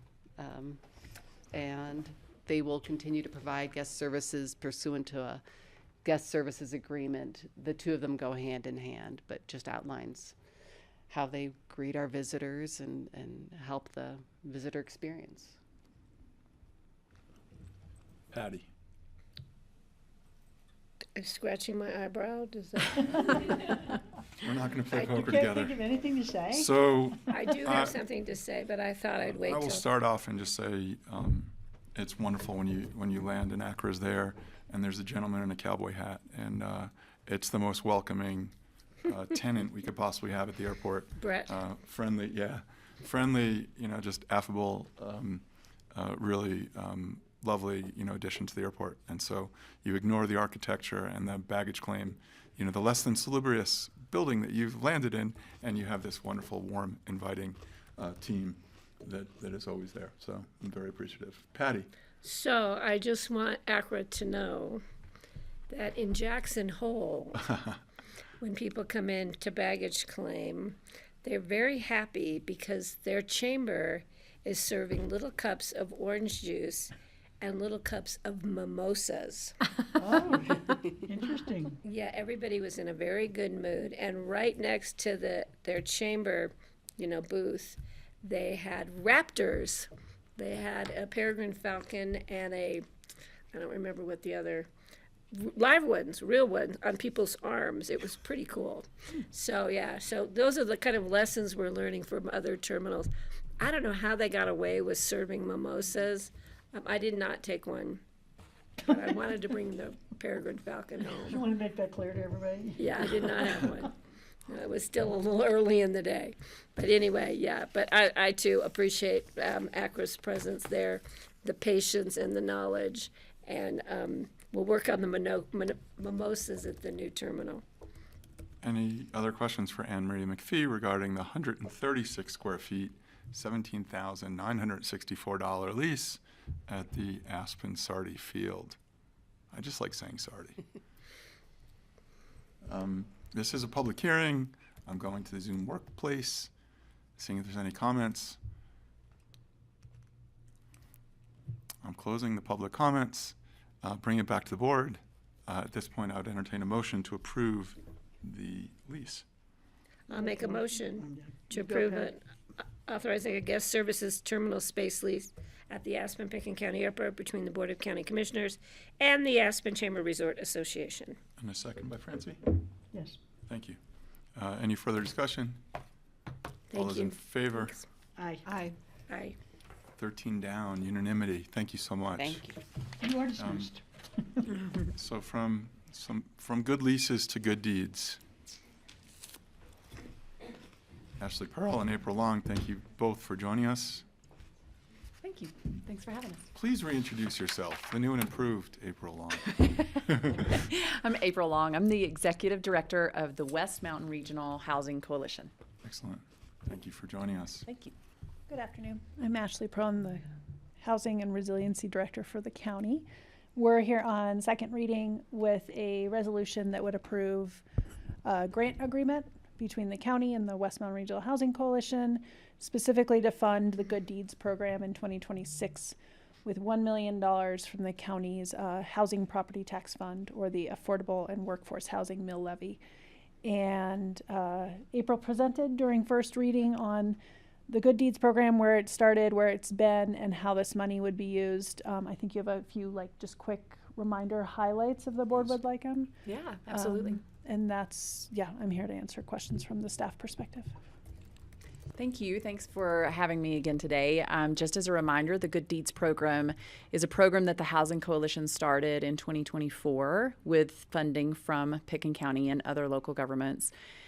With that funding, we help local qualified buyers purchase homes off of the free market, and in exchange for a deed restriction that locks that home into a more affordable price moving forward. In the last 2 years, we have received almost $4.5 million from local government partners in the Housing Coalition, and have been able to purchase now 20 homes or deed restrictions on these homes.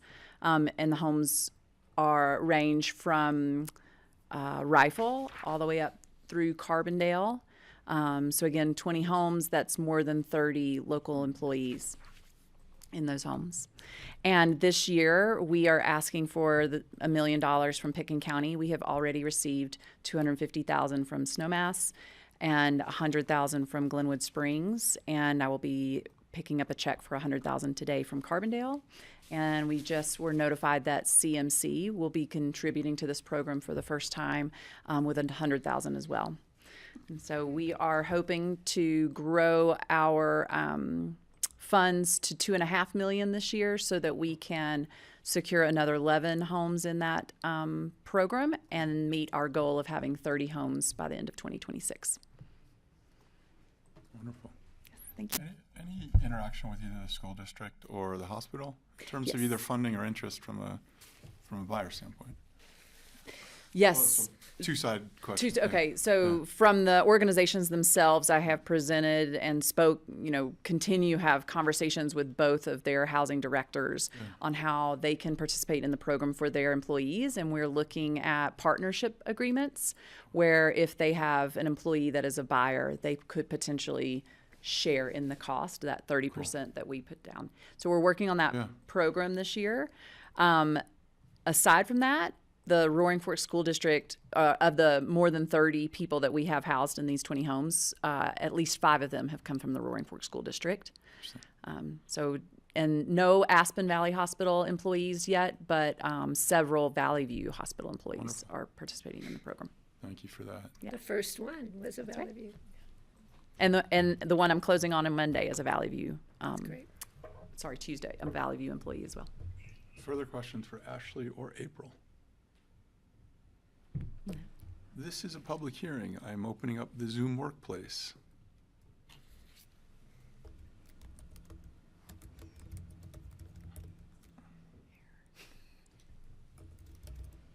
Kurt's been very quiet all afternoon. Bring it back. I'm closing the public comments, public hearing. Any further board questions or comments? Otherwise, I would entertain a motion for our second reading. I'll make a motion to approve the resolution of the Board of County Commissioners approving a grant agreement with the West Mountain Regional Housing Coalition to support the Good Deeds program. A second. Excellent. Patty, any further discussion? Thank you. Yeah, congratulations. Great Thank program. Thank you so much. Could not do it without your support. Thank you. Likewise. Thanks for joining us. Thank you. Thanks, Ashley. Oh, and all those in favor? Aye. Aye. We're unanimous. Excellent. But it's okay. You can back. It's like Glad we it's didn't ki- miss that step. It's kind of like my uncle who would always clear the table before while people were still eating. You know? Thank you. And we'll be back, if not before mid-year, with an update from West Mountain. Oh, wonderful. Looking Yeah. forward. Yeah. Yeah, and thank you for that snippet. I appreciate it. Thank you. Yeah. So in the room, we have the interim county manager, Kara Silbernacle, for items number 15 and 16, before we get to Kurt Dahl, who's been patient with his e-health innovation. All right, commissioners, before you, I'll do the first one is a second reading for the Board of County Commissioners to set the salary for elected officials other than county commissioners. As you recall, per the Home Rule Charter, Pitkin County Board of County Commissioners has the authority to set the salaries for the other electeds, which would be the sheriff, treasurer, or excuse me, sheriff, clerk and recorder, and assessor, not the treasurer. And based on prior direction from the board and prior policy, we align those salaries with the state schedule, and the board is interested in moving from category 2B to 1A. So the resolution before you today would move the salaries of those elected officials. And so 1A would put the sheriff at $2,001.926 for the term beginning in 2027. And the assessor and clerks would be at $158,669 for terms beginning in 2027, and that change would be effective upon second reading, passage at second reading today. Questions for Kara regarding elected officials outside of commissioners? No, I'm glad we're taking this step. And if anyone is interested in running against the incumbents who've already filed, please visit pitkinvotes.com for candidate paperwork and information about deadlines. Yeah, and we have 5 elections locally this year, so the clerk, the assessor, the sheriff, as well as District 1 and District 2. This is a public, any further I've got commissioner? comments. Yeah, first of all, Kelly, thanks for bringing that up. It's my understanding that no one has yet filed against the 3 incumbents for those 3 offices. Everybody seems to be filing to run for my seat. We don't know about what's going to happen with Kelly's seat if nobody's actually come out to run for the office, but we had 10 people come out to be appointed to that seat. That being said, I will not be supporting this, as I did not on first reading. My concern is to keep money in the general fund, and that we're not just jumping up partially, we're going right to the top of the pay scale. Not that I don't feel, especially with the sheriff, that some increase is warranted. My concern is more about keeping money in the general fund, because we don't know what further federal cuts may be coming our way. I know we have an emergency fund, but one wildfire could wipe out our emergency fund. I'm just concerned about keeping food on people's tables, roofs over people's heads, utilities, childcare stipends if need be. That is kind of a priority for me. So, and again, when we started discussing this, I had to go to payroll and find out how much money I actually make a year, because I didn't really know, because everything gets taken out in every paycheck. So I think that for me says I didn't run for the job for the money, I ran for the job to serve the community. But I know this will move forward. So I hope people spend their new salaries wisely and maybe contribute to worthy causes with some of their extra money in their pockets. Francie? I thought you voted for this one and No, against I the voted next no one. on both. Oh, I thought you voted yes on this one. Well, I'm going to vote yes on this one. Further questions or comments for the interim county manager? So there's a public hearing. I won't say workplace again. We're opening up the Zoom. Thank you. It's the name of the software. Just, you know. We're closing the public hearing. We're bringing it back to the board. Further questions or comments for the interim county manager regarding salaries for elected officials other than county commissioners? Do I have? No, I'll just thank the press for covering this when we talked about it at first reading. It's important that the public's aware. Yeah, agreed. Thank you. Further questions or comments? I would entertain a motion. On the commission. Francie? To approve the resolution of the Board of County Commissioners setting salaries for elected officials other than county commissioners. I'll second. Excellent. Kelly? Further questions or comments? All those in favor? Aye. All those opposed? I'm opposed. So the motion passes 3-1. We're moving on to number 16 on the agenda, which is increases in salaries for county commissioners pursuing a state legislative change. So it's a different process from category 2B to category 1A. And this would cover the 5 people at the board table. And as our county attorney will point out, it is a prospective change. It would not impact anyone's compensation until they're reseated or reelected. So thank you, Jeffrey. So the resolution before you, as you pointed out, per the Home Rule Charter, it is a different process for setting up the salaries for county commissioners. The Home Rule Charter states following state statute process.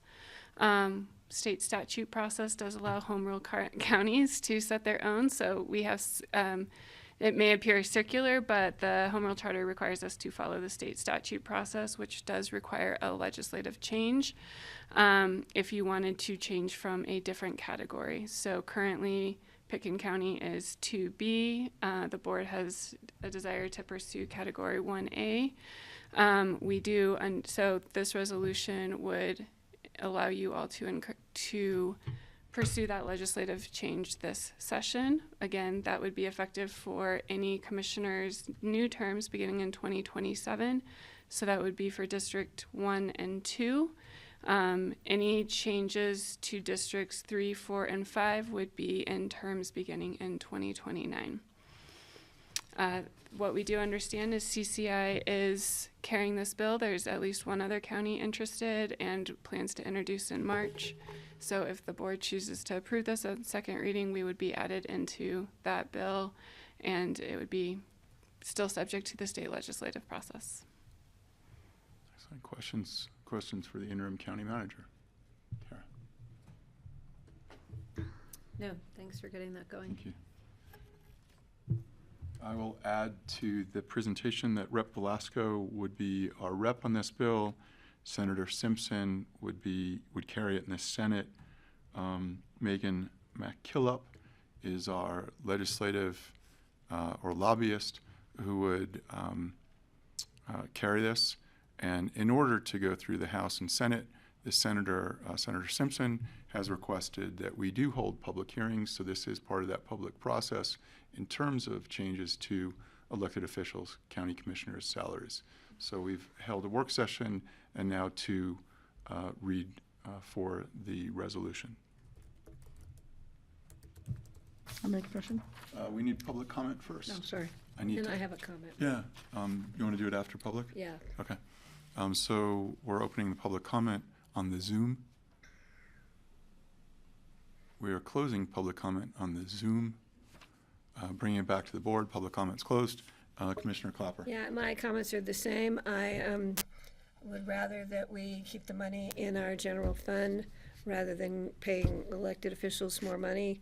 My concern is putting food on people's tables, health care in rural communities especially, subsidized child care, all the things that we're finding cuts coming from the federal government, senior services.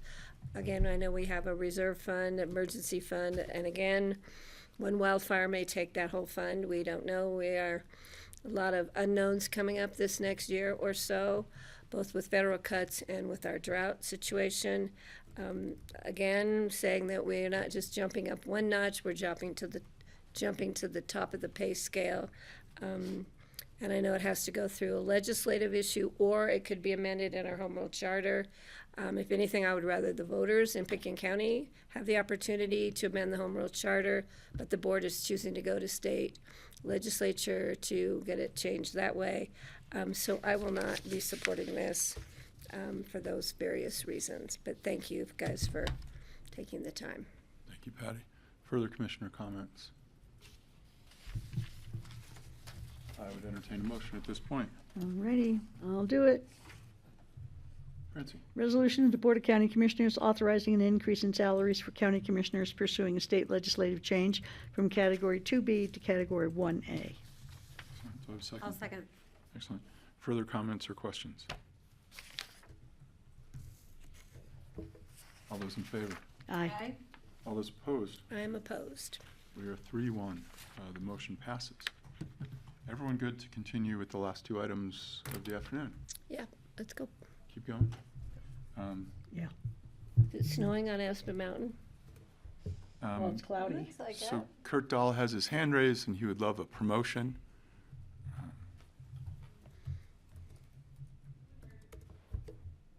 Mr. Dahl, eHealth Innovation is all yours.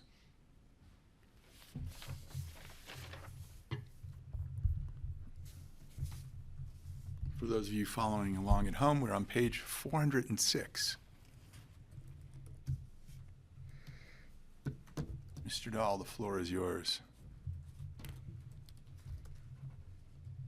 He waited so patiently, he fell asleep, and we don't know where. I want to know if it's PG Woodhouse. It's also on Zoom. Kurt, welcome. Thanks for joining us. Thank you, Jeffrey. We're gonna adjust your volume 1 second before you start. Sorry. I just heard I was being promoted. I was wondering what I was being promoted to, but it's just a Zoom piece. So I can't. Kurt, we're still working on your volume, so don't start just quite yet. You've been promoted. You've been promoted to the primus inter pares.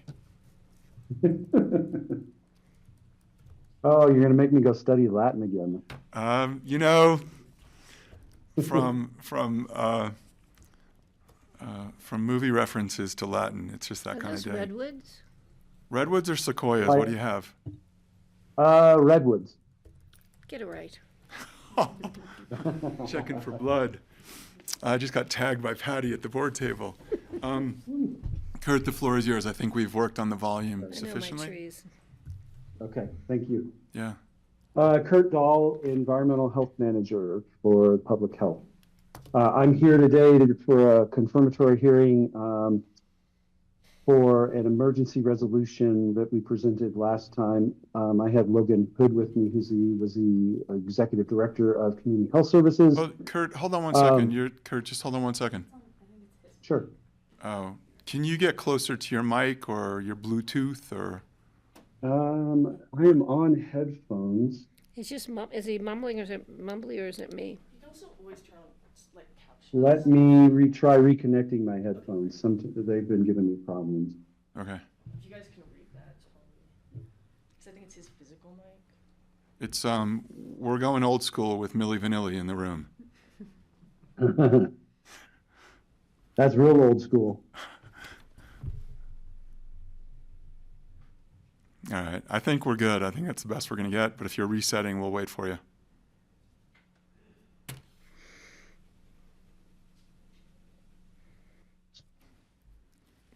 Let me check my audio. You're back. We're ready to go. We've got. Okay. We're good? Yeah, we're closed caption in the room. It's pretty fancy. Oh, wow. Okay. Well, thank you, and I appreciated your movie reference to Spinal Tap. So, Kurt Dahl, Environmental Health Manager for Public Health.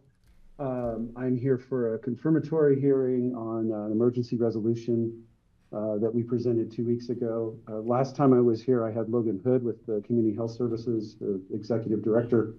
talking about this grant. The grant is from the Office of eHealth Innovation with the state, and it's for a fairly small grant, $21,974 to be used for promotion of use of a health information exchange. The reason that public health is applying for this grant, and we're serving as the fiscal agent for this grant, Community Health Services is providing the deliverables for the grant.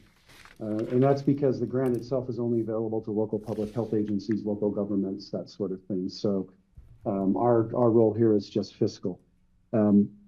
So the grant itself is for the use of funding to promote the building of a compatible health information exchange. In this case, CHS is using this to implement an electronic health record system known as LEAP. And that's a patient portal system that allows patients to use a mobile device to message providers, schedule health visits or telehealth visits, request labs and prescription refills, that sort of piece. So CHS is using that to not only implement the system, but utilize it for training purposes for their staff as well. So one of the things that we noticed, Jeanette Jones noticed, was that the resolution that we had in the packet has an error in it. And so the resolution itself, line 5, includes a reference to an ordinance. And one of the things that I was going to ask is if we approve this, if there could be a motion as part of the motion to remove that. I believe Jeanette, Jeffrey, I know you talked to Jeanette. I think she was going to distribute an updated resolution. Is that correct? Yeah, so Kurt, we all have on our desk an updated resolution where paragraph 6, it starts, whereas the BoCC finds the adoption of this ordinance is highlighted and it is to be deleted. So we will adopt as amended in this room. Okay. And thank you for that. Apologies. That's a reference to an ordinance that I missed when I did a good job of utilizing the Jeanette's draft form for me, but then I didn't realize that there was that ordinance in there, so that was my fault. So thank you for making that correction. You made up for it in all your snappy icons in the AIS, so you're good. That I have to give Logan credit for that. That was actually her snappy icons, but I appreciated that. I thought it was a nice addition. So, so I think with that, are there any questions? So do we need to take public comments? Emergency ordinance, confirmatory reading? Confirmatory. Yeah, so any questions for Kurt Dahl before I open to public comment? Thank you, Kurt. Kurt, thank you. Opening public comment, Mr. Isaac or PG Woodhouse. Who's PG Woodhouse? Closing public comment, bringing it back to the room.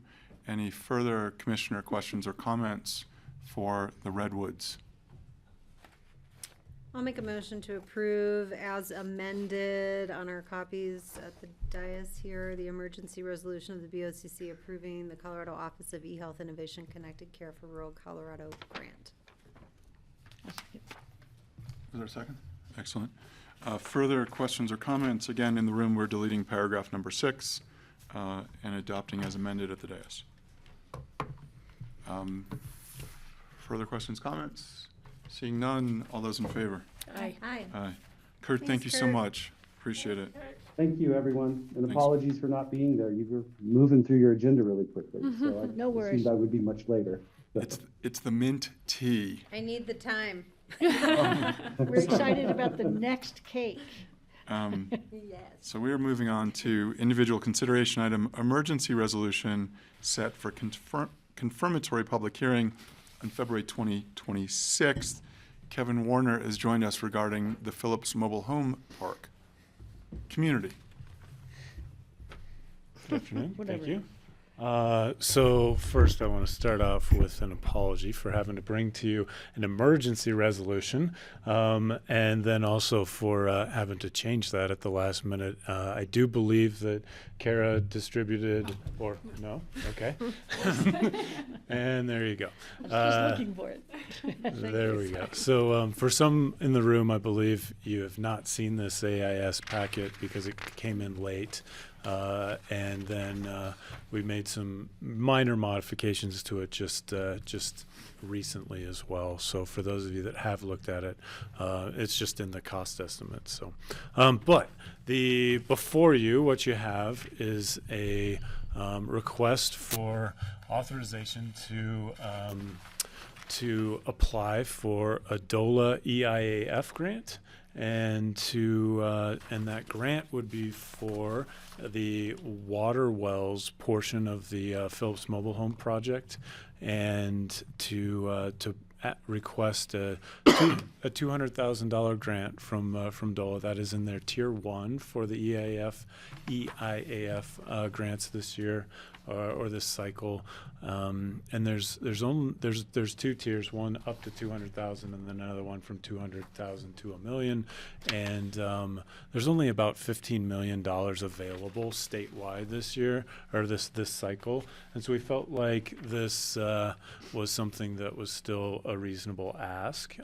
It does, the total cost estimate right now of putting in 2 new wells and abandoning the existing wells that are at the end of their lifespan would be approximately $617,000.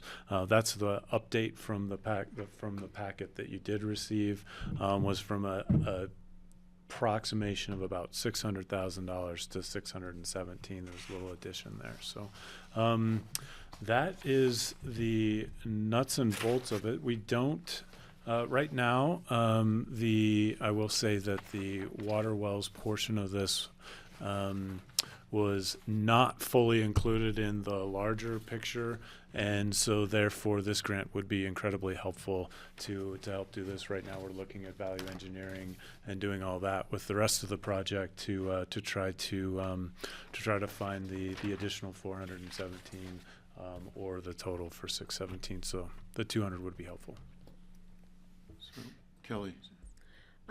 What is the extent of the piping? Well, let me back up.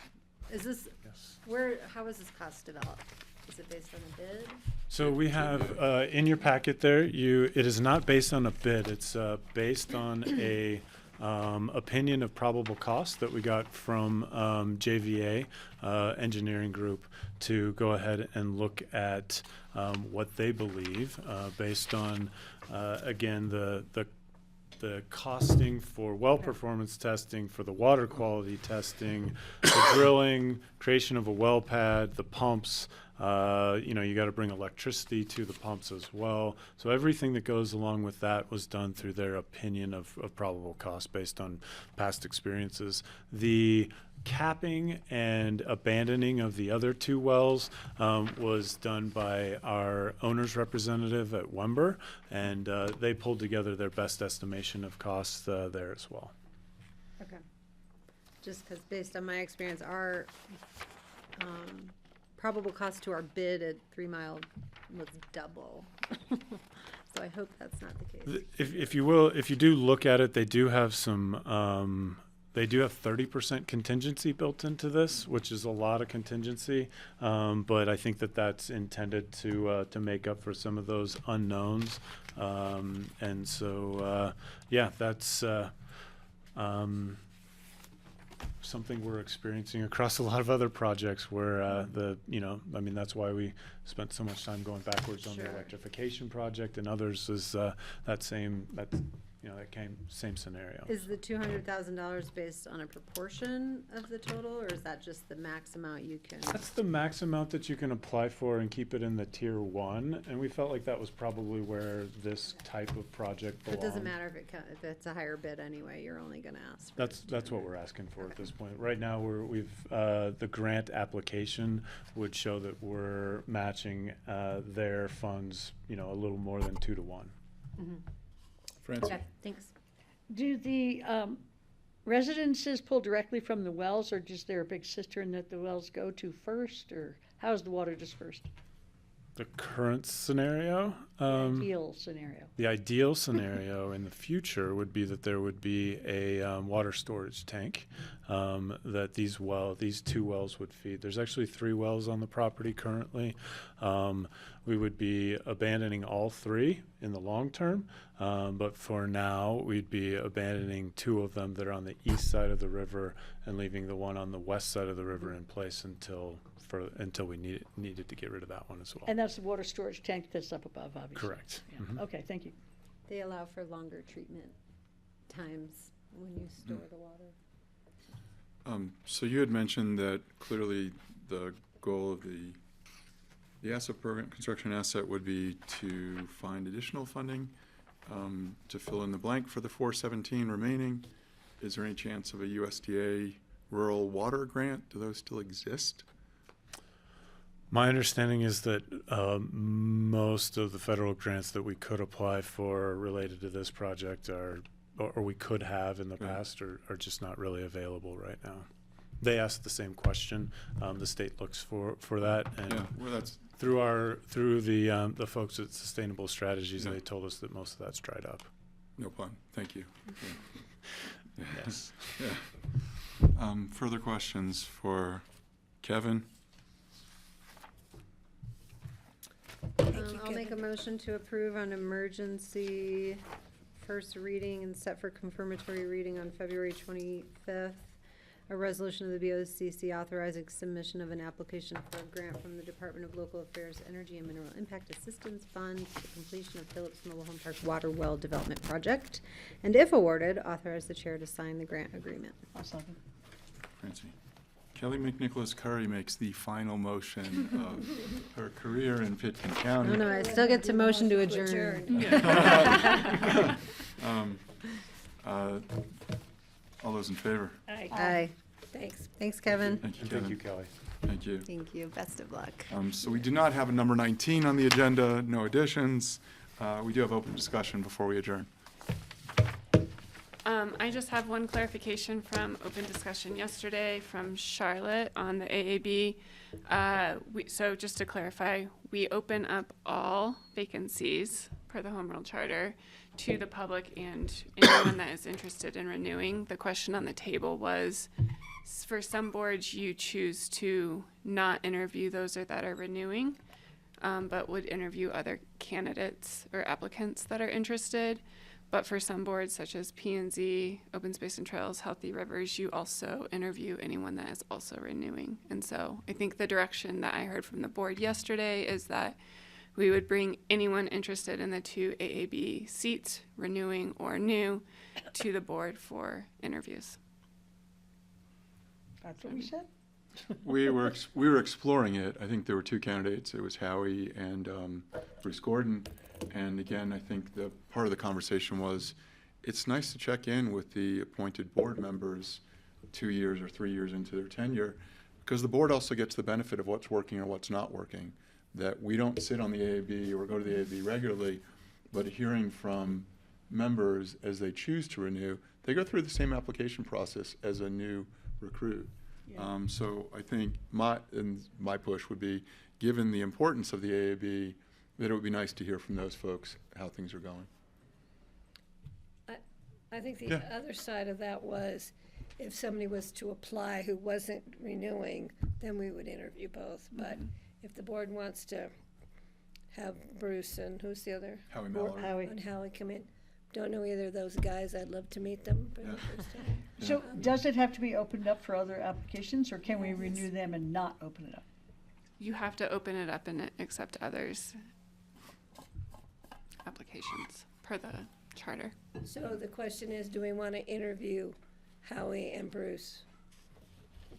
It's sort of the precedent. Regardless of whether or not anybody else exactly, applies. exactly. Well, I kind of feel like if there aren't other applicants, I kind of feel like we could leave it to the future to see if we have other applicants that we want to consider, then we would have to interview them. But if we don't, then we wouldn't. Is that too loosey-goosey?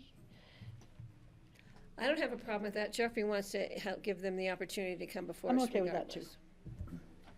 regardless. But trust me, if either one of those gentlemen had comments, we would have heard from them. They might enjoy coming and talking to us about the, So let's have them come back in and yeah, interview. that's fine. Right. I'm going to refrain from an opinion on that. No, we're sending them to have an interview with you. Further, They can bring back the The maple snow. cream or whatever it is. Please bring back the snow. further open discussion items, Rye or Kara? Patricia? Yeah, I would like for us at some point, I don't know when, but not 11 months from now, but sooner than that, for us to have a discussion about our public hearing process. I don't know how we would go about it. We have agreed to allow public comment for the appointment for Kelly's seat at both first and second readings, and one of them was nice to know what people have to say before the second reading. And we've talked about that just in general with any of our resolutions. You know, why do people already say, well, you've already approved it if I come in at second reading for my public comment. So I'd like to just see if we want to change that to have public hearing at first readings or at both readings, just to have a discussion to see how we might want to approach it, because we've talked about this for years and never really addressed the issue at hand. So I'd just like to reserve some time to have that discussion. So would that include a refresher in terms of open meetings or existing state statute or? I don't think so. The general, well, let's see. The practice, as I understood it, particularly with respect to land use decisions that involved two readings, was to ensure that there was the availability for public comment on first reading, and that has been the case historically. If we wanted to provide the opportunity for public comment on first reading of all ordinances and formal actions, both of those BoCC actions take two readings, we would simply need to adjust our noticing to let the public know that we would take public comment or have public hearing on the first reading of that particular action. So we can certainly work with the clerk to the board and things like that to get that change made if the board wants. And I can't say exactly what the logistics around that would be right now, but it likely would change up our publishing schedule and things like that. But none of those are impediments to actually getting that task done or that direction done. And so, well, you're recommending that we have public comment at first readings and second readings? I'm just recommending we have a discussion. I don't know where I'm going to stand at the end of the day, but it keeps coming up. Okay. First or second. I would just like to have a discussion so the board would know how it would work logistically, time-wise, et cetera. So Okay. sometime in the near future, having a work session wouldn't be a long, but knock on wood. Yeah, and the reason we've had more flexibility for things, well, for like land use determinations, is because in our quasi-judicial process for land use applications, first reading or notice of the hearing includes first reading. So we are able to hold a public hearing on that day, and it's typically required in the quasi-judicial process that you do that. Then you keep the hearing open for as many meetings as required to conclude the matter. That is a due process type of thing. Mm-hmm. The issue of when you take public comment on your BoCC actions on formal resolutions and ordinances, to some extent, is set out by preference of the board. There's nothing in the Home Rule Charter that says first reading shall not be a public hearing and second reading shall be a public hearing on an ordinance. Okay. Well, let's discuss it later. Yeah, just so we have some time slotted. Maybe Thank you. Karen and I can come up with a recommendation for the board, or at least some information for you to consider what that would take, so. Great. That would be helpful. Thank you. Further open discussion.